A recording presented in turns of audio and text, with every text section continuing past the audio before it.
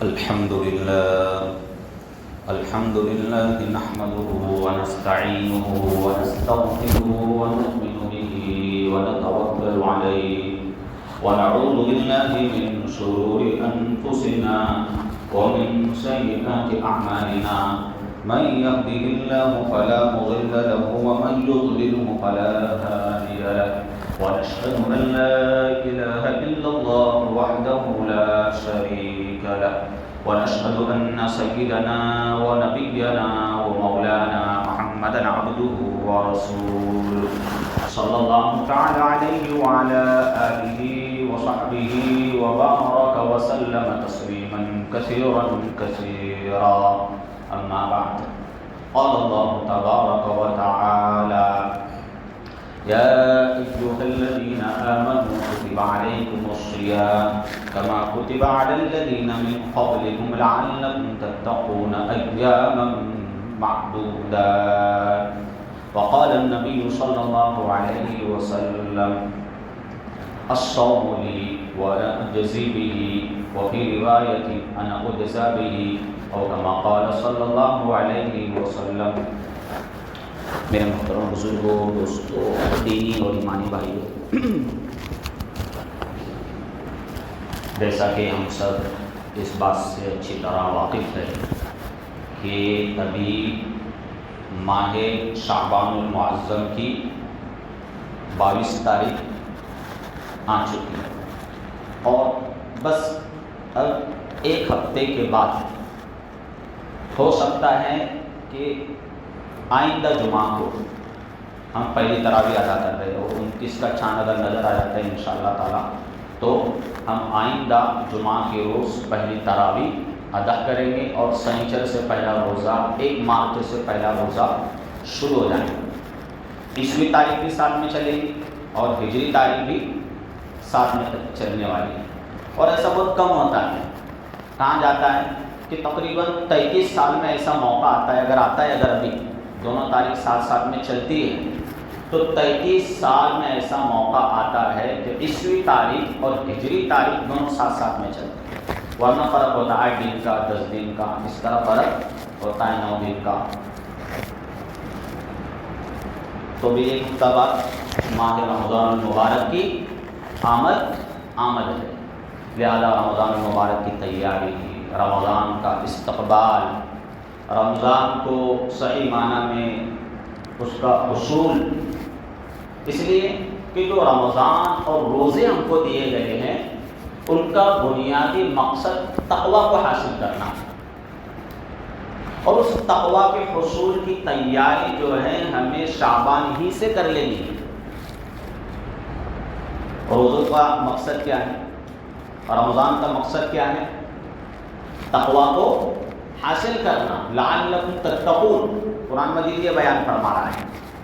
تو اس تقویٰ کو اگر ہم حاصل کرنا چاہتے ہیں، اس تقویٰ کا حصول چاہتے ہیں، تو ظاہر سی بات ہے کہ جس چیز کو بھی انسان حاصل کرنا چاہتا ہے تو پہلے سے اس کی تیاری کر لیتا ہے.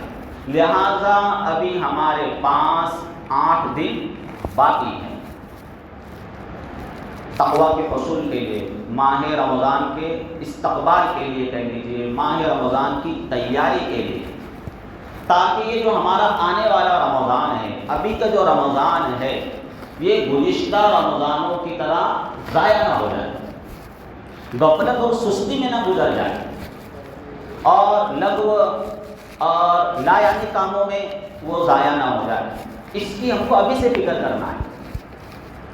ابھی کتنے روز باقی ہیں؟ 8 روز باقی ہے. ابھی ہمارے پاس اچھا خاصا موقع ہے کہ ہم پلاننگ کر لیں، ایک منصوبہ بندی کر لیں کہ رمضان کے جو اوقات ہے وہ غفلت میں، سستی میں اور شاپنگ کے اندر، اور بھائی ہم نے کوئی پلاننگ ہی نہیں کی کہ کتنا مجھے قرآن پڑھنا ہے، گناہوں سے کیسے اپنی زندگی کو پاک کرنا ہے، بدنگاہی کو کیسے اپنی زندگی سے نکالنا ہے، یہ کوئی ہم نے پلاننگ نہیں کی. تو بھائی جیسے گزشتہ رمضان آئے اور چلے گئے، کسی کی زندگی میں 10 آئے، کسی کی زندگی میں 20 آئے، کسی کی 40 50 60 رمضان جس طرح آئے اور غفلت میں، سستی میں، لا یعنی کاموں میں، بیکار کے کاموں میں گزر گئے، کہیں ہمارا یہ آنے والا رمضان بھی اس طرح ضائع نہ ہو جائے۔ قرآن مجید میں اللہ تعالیٰ کیا ارشاد فرما رہے ہیں ہم سے، کتنے پیارے انداز میں ہم سے مخاطب ہے ہمارا رب، ہمارا پروردگار، کتنا شفقت بھرا لہجہ ہے، کتنا شفقت بھرا انداز ہے۔ یا ایھا الذین آمنوا، کہ ایمان والوں ہے نا، سنتے بیٹا کہتے ہمارے بزرگ ہیں، بیٹا ادھر آؤ، کتنا پیارا لفظ ہے بیٹا۔ ایک ایسی بھی انسان کی زندگی میں مراحل آ جاتے ہیں کہ اس کو کوئی بیٹا کہنے والا، اس کے والدین چلے جاتے ہیں، والدہ چلے جاتی ہے، والد چلے جاتے ہیں، والد اور والدین اپنے بچوں کو بیٹا کر کے بلاتے ہیں۔ میرے والد تو اکثر مجھے بیٹا کر کے بلایا کرتے تھے، اور پورا نام لیتے تھے، بیٹا محمد زبیر، زبیر بھی نہیں کہتے، پورا نام لیتے تھے اور بلاتے تھے۔ تب بیٹا کہنے والا کوئی ہے ہی نہیں۔ تو انسان کو جو ایک طرح کی اس کی نفسیات ہوتی ہے، سائیکولوجی ہوتی ہے کہ وہ اپنے بڑوں سے اس طرح سنتا ہے تو اس کا دل تھوڑا نرم پڑتا ہے، وہ کوئی بات کہتے تو کان لگاتا ہے ادھر، دل سے ان کی بات سنتا ہے، والدین کی، اپنے بزرگوں کی۔ تو اللہ تعالیٰ کی جو ہے، چونکہ ہم اللہ پر ایمان رکھتے ہیں، اللہ کی ذات و صفات پر ایمان رکھتے ہیں، اللہ کی کتابوں پر، نبیوں پر، رسولوں پر، تمام چیزوں پر، مرنے کے بعد دوبارہ زندہ ہونے پر، تقدیر پر، اور جتنی بھی اسلامیات سے متعلق چیزیں ہیں ان سب پر ہمارا ایمان ہے۔ تو اللہ تعالیٰ کہہ رہے کہ یہ میرا بندہ ہے، تو اس لیے جب مجھ پر ایمان رکھتا ہے تو میں اس کو ذرا سا پیار سے اور بڑی پیار بھری آواز میں، شفقت بھرے انداز میں ذرا اس کو مخاطب کرتا ہوں، یا ایھا الذین آمنوا۔ اتنا پیارا، اتنا شفقت بھرا انداز ہے۔ پھر آگے اللہ تعالیٰ کیا فرما رہے ہیں، جب ہم اللہ کی طرف ہم نے کان لگا دیے، اللہ کی طرف ہم متوجہ ہو گئے، تو اللہ تعالیٰ بھی ارشاد فرما رہے ہیں، کتب علیکم الصیام، کہ مجھ پر ایمان لانے والے لوگوں، بندو، میں نے تم پر روزے فرض کر دیے، تم پر روزے رکھنا لازمی ہے، اس سے تم کو مفر نہیں ہے، چھٹکارا نہیں ہے کسی بھی بالغ مرد و عورت کو جو مسلمان ہو۔ کتب علیکم الصیام کما کتب علی الذین من قبلکم، اور ایمان والے بندو ایک بات یہ بھی سنو کہ یہ کوئی تم کو نیا حکم نہیں دیا جا رہا ہے کہ تم پر اللہ تعالیٰ کوئی زیادتی کرنا چاہتے ہیں، تمہیں صبح صادق سے لے کر غروب آفتاب تک بھوکا رکھنا چاہ رہے ہیں، اور تم کو پہلی مرتبہ دنیا میں فرسٹ ٹائم یہ روزوں کا حکم آیا ہے، ایسا نہیں ہے۔ پچھلی جو امتیں گزر چکی ہیں، انبیاء آئے ہیں، ان انبیاء کو بھی روزہ رکھنے کا حکم دیا گیا تھا، اور ان کی امتوں کو بھی روزہ رکھنے کا حکم ملا ہے۔ کوئی نئی بات نہیں ہے کہ تم کو بھوکا رکھا جا رہا ہے۔ پچھلے جو لوگ گزر چکے ہیں، آدم علیہ السلام سے لے کر عیسیٰ علیہ السلام تک جتنے انبیاء آئے، تو ان انبیاء کو بھی روزہ رکھنے کا حکم تھا، اور ان کی امتوں کو بھی روزہ رکھنے کا حکم تھا، اور ان امتوں نے اور انبیاء نے بڑی مشقت اٹھا کر فقر و فاقہ کی زندگی میں رہتے ہوئے بھی روزہ رکھا ہے۔ تمہاری طرح کے روزے آسان نہیں تھے، آج تو الحمدللہ اللہ کا شکر ہے، اگرچہ مئی کے روزے ہو، جون کے روزے ہو بھی ہم نے الحمدللہ رکھے، ابھی تو مارچ کے، اتنے کوئی ٹف روزے نہیں ہیں، اتنے کوئی مشکل روزے نہیں ہیں۔ لیکن پہلے جو لوگ تھے، صحابہ اور صحابہ سے پہلے کے لوگ، ان کے پاس اس طرح ہماری طرح کی اے سی نہیں تھے۔ ابھی تو ہم کو کیا ہے بھائی، ان لوگوں کے جیسے ہمارے روزے ٹف ہے، مشکل ہے نہیں، ابھی تو ایسے ہی ہے، ابھی تو کولر لگ جائیں گے، ابھی تو پنکھوں کا نظم ہے، فریج کا نظم ہے، الحمدللہ طرح طرح کے مشروبات جو ہم رمضان کے علاوہ استعمال نہیں کرتے، کھاتے پیتے نہیں، وہ سارے کے سارے اچھی چیزیں ہم نے رمضان کے لیے بھی سنبھال کر رکھی ہوئی۔ کھجور اچھی والی ہے، جو عمرہ گئے تھے تو وہاں سے اچھی والی کھجور لائے، اس کو رمضان میں استعمال کریں۔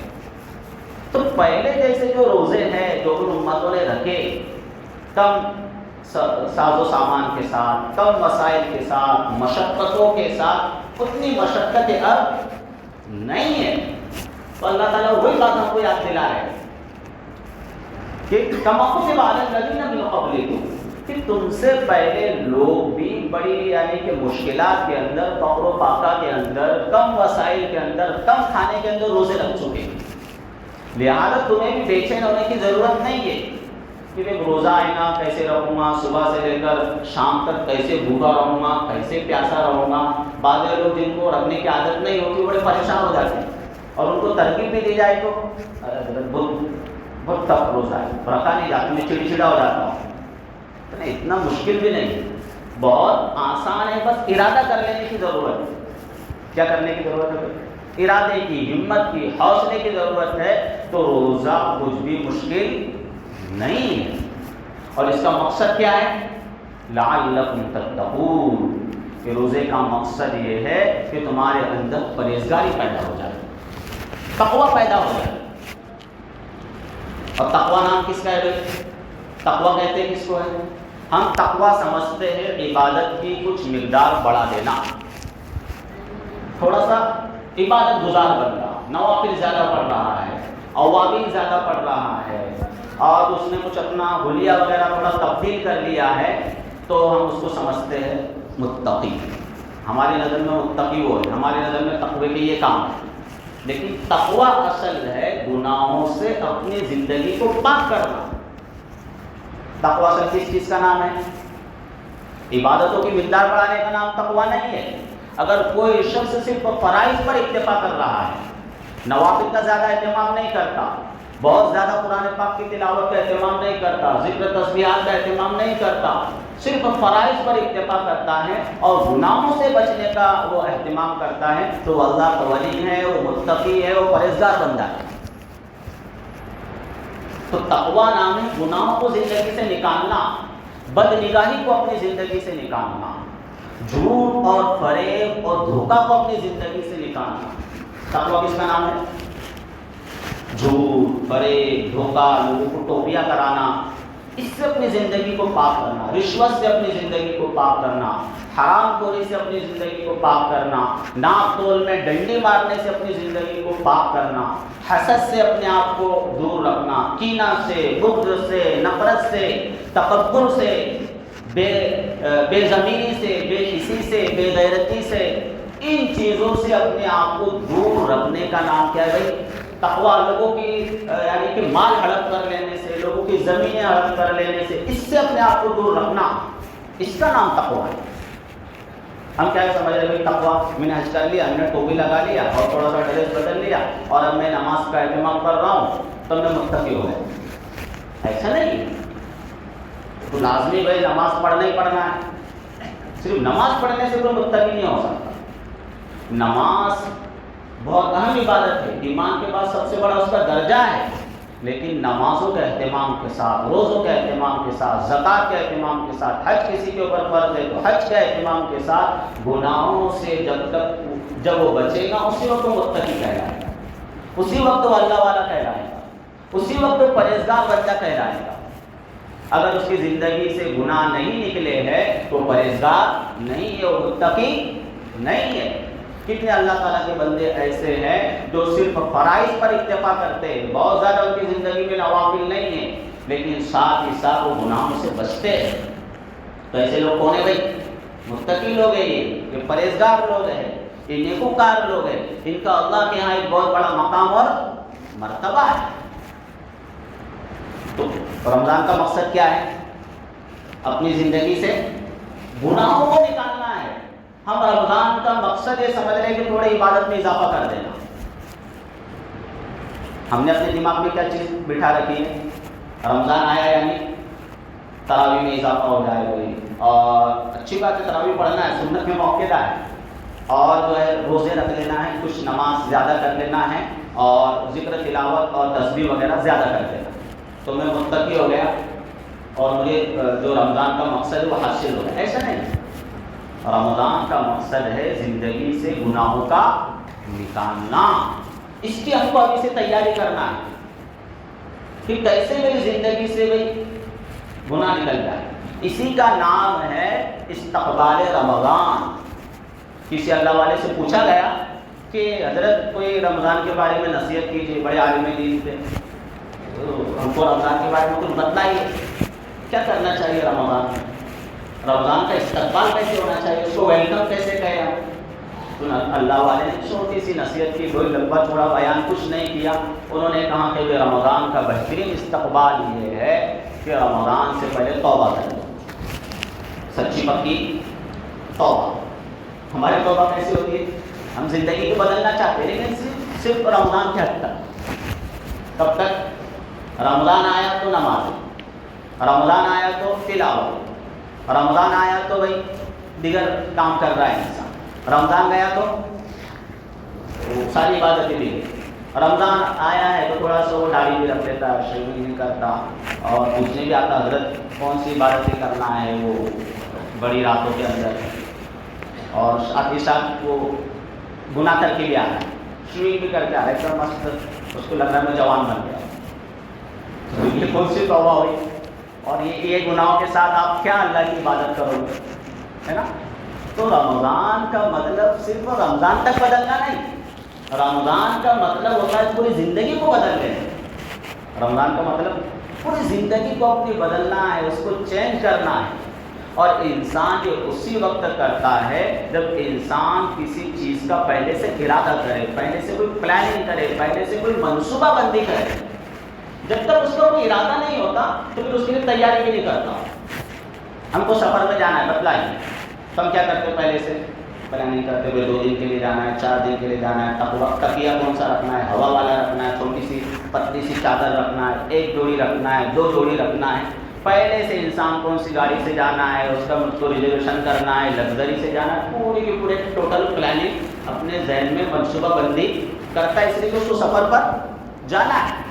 کسی کو شادی کرنی ہے تو شادی کے لیے وہ لڑکیاں ڈھونڈتا ہے، رشتے بیچتا ہے، ابھی واٹس ایپ کا زمانہ ہے، واٹس ایپ گروپ سے جوائن ہوتا ہے، ویب سائٹ پہ جاتا ہے، وہاں پر اپنا نام، اپنا بایو ڈاٹا ڈالتا ہے، اس لیے کہ اس کو کیا کرنا ہے بھائی؟ شادی کرنی ہے۔ تو ایسے ہی جس شخص کو رمضان کی انوارات سے، اس کے برکات سے فائدہ حاصل کرنا ہے، اپنی زندگی سے گناہوں کو دور کرنا ہے، وہ چاہتا ہے کہ میری زندگی تبدیل ہو، میری زندگی سے گناہ نکلے، تو وہ پہلے سے کیا کرتا ہے؟ اس کے لیے پلاننگ کرتا ہے کہ میں اپنے وقتوں کو کیسے گزاروں رمضان کے اندر، کہ میرا زیادہ سے زیادہ وقت عبادت کے اندر گزرے، میرا زیادہ سے زیادہ وقت جو ہے اللہ تعالیٰ سے راز و نیاز کے اندر گزرے، اللہ تعالیٰ سے دعاؤں کے اندر گزرے، تلاوت کے اندر گزرے، گناہوں سے چھوڑنے کی جو ہے وہ اس فکر کے اندر میرا دن گزرے۔ اس کی وہ کیا کرتا ہے؟ فکر کرتا ہے، کوشش کرتا ہے، کیونکہ اس نے رمضان کی تیاری کا اور اس کے استقبال کا کیا کر لیا ہے؟ ارادہ کر لیا۔ تو اس طرح بھائی ہم سب کو رمضان کی تیاری کرنا ہے اور اس کا کیا کرنا ہے؟ استقبال کرنا ہے۔ اس لیے کہ رمضان المبارک کا مہینہ یہ ہم 12 سنتے رہتے ہیں کہ ایک طرح کا ایک سیزن بھی ہے یہ، اور اسی لیے اللہ تعالیٰ اس میں نیکیوں کا جو ہے ثواب بڑھا دیتے ہیں۔ نیکیوں کا ثواب 12 ہم نے سنا کہ بھائی اس میں جو ہے نوافل کا ثواب فرضوں کے برابر دیا جاتا ہے، فرضوں کا ثواب 70 فرائض کے بقدر دیا جاتا ہے۔ ایک فرض اگر انسان ادا کرتا ہے رمضان کے اندر تو اسے 70 فرض ادا کرنے کا ثواب ملتا ہے، اور یہ باقاعدہ نیکیوں کا ایک سیزن ہے۔ جس طرح ہمارے بیوگار کا، دھندے پانی کا ایک سیزن ہوتا ہے، اور اگر کوئی بندہ اس سیزن سے فائدہ حاصل نہیں کرتا، حالانکہ اس کا یعنی کہ پہلے سے نہیں لگی ہوئی ہے، باقاعدہ پہلے سے بیوپار اس کا کھڑا ہوا ہے، اور اس کے پاس بیوپار کرنے کے، دھندا کرنے کے سارے اسباب موجود ہے، پھر بھی وہ کر رہا ہے، تو بتاؤ ہم اس کے بارے میں کیا اپنی رائے قائم کریں؟ کیا کہیں گے؟ بیوقوف آدمی بھائی کتنا پاگل ہے، اس کی پہلے سے لائن لگی ہوئی ہے، مارکیٹ میں سب کاروبار کھڑا ہوا ہے، اس کے پاس اسباب بھی ہے، وسائل بھی ہے، پھر بھی سیزن سے فائدہ نہیں اٹھا رہا۔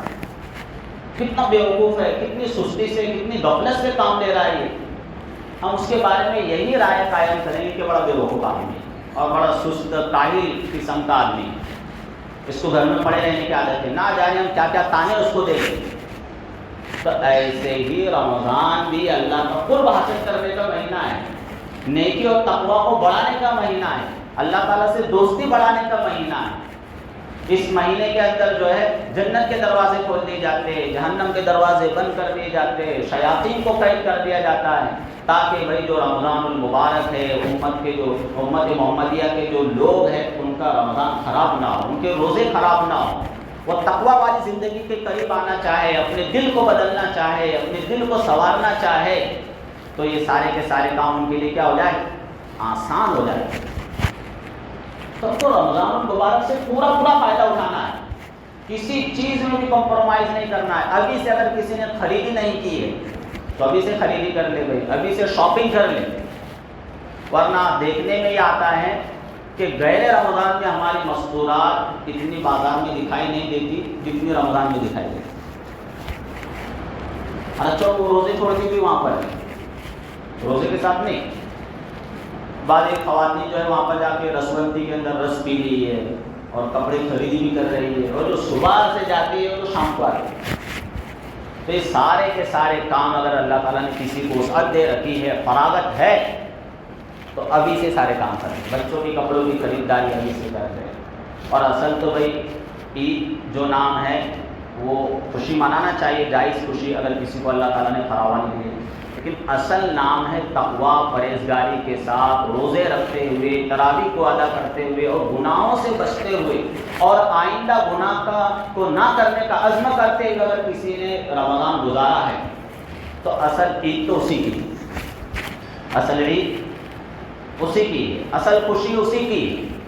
لیکن اگر اس نے نہ رمضان میں روزے رکھے, نہ نمازوں کا کوئی اہتمام کیا, نہ ہی تراویح کا کوئی اہتمام ہے, نہ ہی گناہوں سے توبہ کا اس نے کوئی سوچا ہے, نہ اپنی زندگی کو بدلنے کا اس نے سوچا ہے, اور صرف رمضان کے اندر جو بھائی عید کی جو تراویح ہو جاتی ہے اس کے بعد وہ بازاروں میں جا کر مجھ کو حضرت کو امامہ خریدنا ہے, مجھے ٹوپی خریدنی ہے, اور یہ عید کے اوپر جو ہے میں نے وہ نہرو شرٹ اور کرتا بنایا ہے, اور وہ اسی کو عید سمجھ رہا ہے.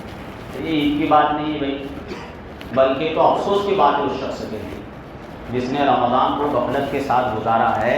تو خوشی کا کوئی دن اس کے لیے نہیں ہے, بلکہ بڑا غم کا دن ہے اس کے لیے کہ اس نے اللہ تعالیٰ کی نافرمانی کرتے ہوئے پورا رمضان گزار دیا اور عید منانے تیار ہے.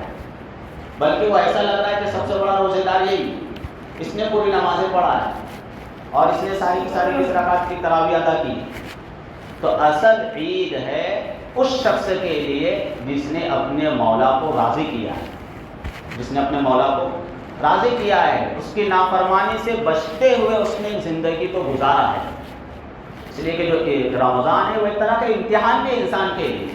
جس طرح امتحان کے اندر ایک بچے کا پڑھنے لکھنے کا شیڈول بدل جاتا ہے, وہ بہت زیادہ پڑھنے کے اندر انہمام کرتا ہے, پڑھنے میں دل لگاتا ہے کہ حضرت میرے 10ویں کے ایگزام ہے, بھی بہت سارے کل بچے مل کر گئے حضرت دعا کرو. میں نے کہا بھائی جس نے محنت کیا ہوگا تو اس کے لیے تو ہماری دعا ہے کہ اللہ تعالیٰ اس کی محنت کو مبارک کرے اور اسے بہت اچھے نمبرات سے, امتیازی نمبرات سے اللہ کامیابی دے. لیکن اگر تم نے محنت نہیں کی ہے تو حضرت کی دعا خود بھی تمہارے کام میں آنے والی نہیں. اس لیے کہ اللہ تعالیٰ دعا بھی اس شخص کی سنتے ہیں جس کے پیچھے کچھ اس نے محنت کی ہو, جس کے پیچھے کچھ اس نے اسباب اختیار کیے. صرف نیری دعا اس نے جو ہے کریلے کا اور نیم کا رس نچوڑ کے رکھا ہے اور یہ کہہ رہا ہے کہ حضرت دعا کرو, یہ چائے کی طرح میٹھا لگے. حضرت کی دعا کیا کام میں نہیں, کچھ نہیں. تو ہم یہی چاہتے ہیں کہ پڑھا لکھا کچھ نہیں اور حضرت میرے 10ویں بہت اچھے نمبر آتا ہے. تو ایسا ہوتا نہیں ہے, کیونکہ ہماری دعا ہے کہ بھائی جو کچھ بھی تم نے محنت کی ہے اللہ تعالیٰ اس میں برکت دے اور آپ کو کامیاب کرے. لیکن اصل مدار محنت ہی پر ہے. انسان کو محنت کرنا ضروری ہے. اللہ تعالیٰ نے دنیا کو جو ہے اسباب سے جوڑ کر پیدا کیا ہے, لہذا ہمیں پورے اسباب اختیار کرنا ہے. لیکن ہم نے جو پڑھا ہے اس کو اترانا نہیں ہے بلکہ اللہ تعالیٰ سے رجوع کرنا ہے. اس لیے کہ ہوتا یہ ہے کہ انسان نے بہت محنت کی لیکن بعض اوقات جو پڑھا تھا وہ امتحان میں نہیں آیا, امتحان میں آیا نہیں, پیسہ جو ہو جاتا ہے. بہت انسان نے ڈگری حاصل کی لیکن ڈگری کی جو برکات ہے اس کو نوکری نہیں ملی. اب جو نوکری نہیں ملی اس کی جو برکات اس کو ملی نہیں رہی, اس کے جو فوائد ہے ڈگری حاصل کرنے کے اس کو نہیں مل رہے. تو جہاں ہم کو محنت کرنا ہے وہی اللہ تعالیٰ کی ذات سے رجوع بھی کرنا ہے, اللہ تعالیٰ کی ذات سے جو ہے توقع بھی رکھنا ہے, اس سے دعائیں بھی مانگنا ہے. یہ دونوں چیزیں, اسباب بھی انسان اختیار کرے اور ساتھ ہی ساتھ اللہ تعالیٰ کی طرف رجوع بھی کرے, اللہ تعالیٰ سے دعائیں بھی کرے. یہ اسلام کی تعلیمات ہے. صرف میری محنت بھی نہیں اور میری دعائیں بھی نہیں. تو جو 10ویں کے اور 12ویں کے اور دیگر نیٹ کے لیے بھی ایگزام آنے والے ہیں تو ان بچوں کے لیے یہی پیغام ہے, حضرت کے پاس دعا کرنے کے لیے آؤ لیکن محنت بھی ساتھ شرط ہے. تو جو امتحان کا زمانہ ہوتا ہے ہر شخص کو اس کے اندر فکر سوار ہو جاتی ہے، صبح بھی پڑھتا ہے، دوپہر میں بھی پڑھتا ہے، رات میں بھی پڑھتا ہے۔ تو اسی طرح رمضان المبارک میں بھی جو ہے ہمارا جو شیڈول ہے اللہ تعالیٰ بدل دیتے ہیں، کھانے پینے کا، سونے جاگنے کا۔ عام دنوں میں تو یہ حکم ہے کہ بھائی صبح انسان 5 بجے اٹھ جائے، لیکن رمضان میں 3 بجے سے اٹھنا ہے۔ عام دنوں میں یہ حکم ہے عشاء کی نماز ہوئی، اپنے بال بچوں میں جاؤ، کھانا پینا کھاؤ اور سو جاؤ۔ عشاء کے بعد موبائل دیکھنا اور باہر گھومنا، نکڑوں پہ جانا، چائے پینا، جیسا کہ عام طور پر مسلم محلوں میں رواج ہے، یہ اسلام نہیں ہے۔ عام دنوں میں یہ حکم ہے انسان نماز پڑھے عشاء کی، اپنے بال بچوں میں جائے، ان کے ساتھ ہنسی مذاق کرے، ان کے ساتھ کھیلے کودے، ان کے ساتھ دل لگی کرے اور پھر سو جائے۔ عام دنوں میں یہ حکم ہے، لیکن رمضان میں نہیں، ابھی عشاء پڑھ کے سونا نہیں ہے، عشاء پڑھ کے 20 رکعت تراویح کی ادا کرنا ہے، اور تراویح کے بعد مزید اگر کوئی عبادت کرنا چاہے تو اس کی حوصلہ افزائی کی جائے گی، اچھی بات ہے وہ عبادت کر، کیونکہ یہ امتحان کا زمانہ چل رہا ہے۔ کس کا؟